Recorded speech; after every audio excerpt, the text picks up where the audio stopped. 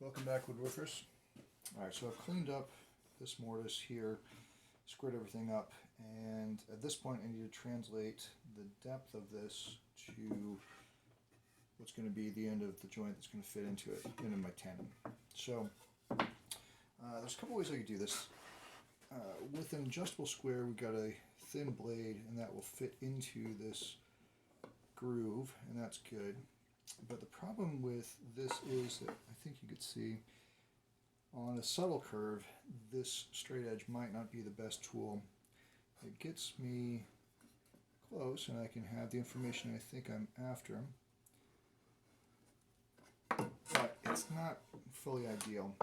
So I have a marking gauge, and I can fit this into the groove. And then at this point, I can translate over exactly what the depth needs to be, and it's a little bit less than, that can't be right. Yes, I guess it is. No, that's about right. Alright, so I need to make a mark there. That looks good. Then I'll bring this cutter right to that spot, locking these things in. So when I draw this over, it's a little bit shallow of the pencil line, which is ultimately what I want. I don't want it to engage the end grain of that tenon into the inside of this little mortise. So with the marking gauge, I can then start to throw in exactly the depth of cut here that I'm after, and this will follow the convex shape of that curve very nicely. Alright, so now that I've got those lined up, dialed in, that's about where I want you. Okay. Now I need to set up my template once again using, you guessed it, your new best friend, double stick tape.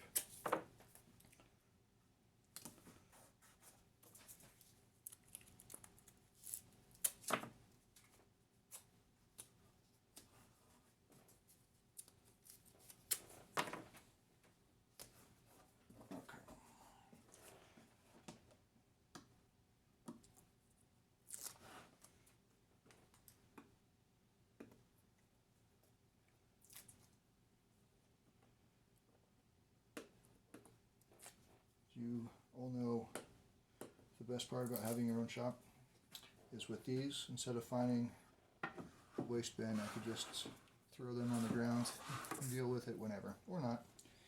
It's my shop, nobody can tell me what to do. Alright. I want to make sure I can see these things fairly well. So that goes there, and I'm going to need to align this back edge nice and straight, as we did before, and then find that line before I drop it in. Okay, so process-wise for this one is very similar to what we did with the last one. The template's going to go face down.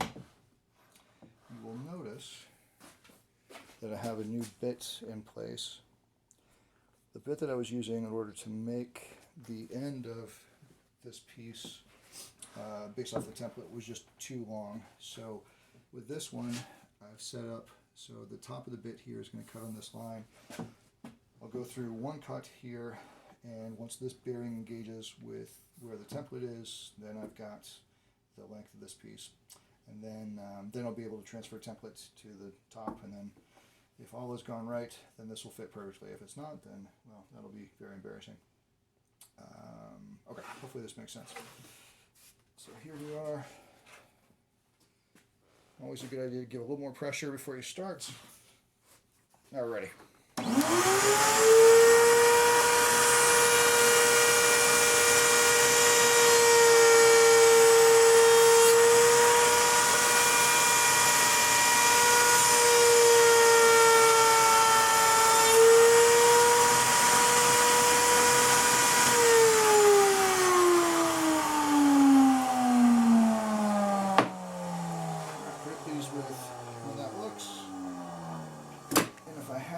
multiple of these pieces to cut, I would do a test board here to make, oh, I'm sorry. If I had multiple of these pieces in addition to the test board, I would do all of the pieces on this setting that I needed to before I flip this thing around and cut the other face. So, alright, now the trick is going to be lining this stuff up perfectly on the other face so that the shoulders line up, which is not terribly complicated. Oops. But, well, that's complicated. I'm telling you, the next video is going to be so much better. Alright.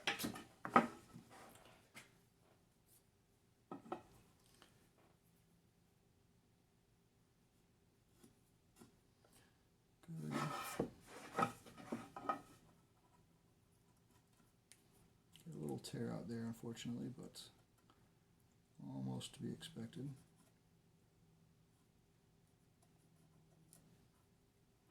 Alright. So that one lines up pretty well there. This one is further down for reasons I don't fully understand, but that's okay. Alright, so that goes there. Now, let's go, so double stick tape.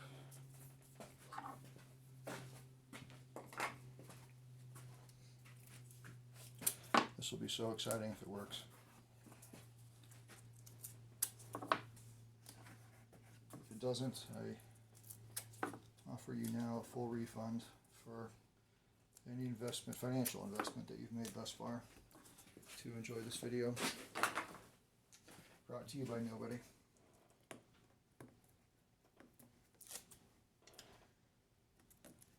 If you don't have your own shop environment that you're using, just channel your inner Jeremy at the moment, just watching me discard those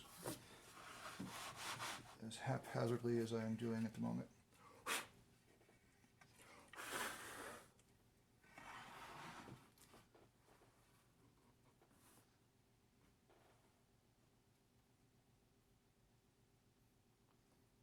Alright, that looks pretty good.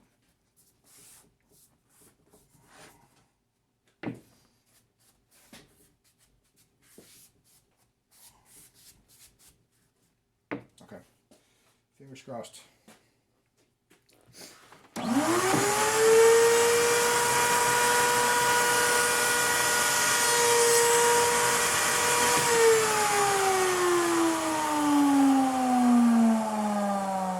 asking why did I cut off the video?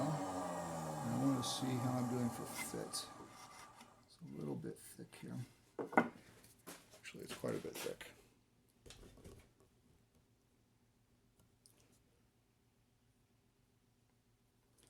Come on, focus. All right.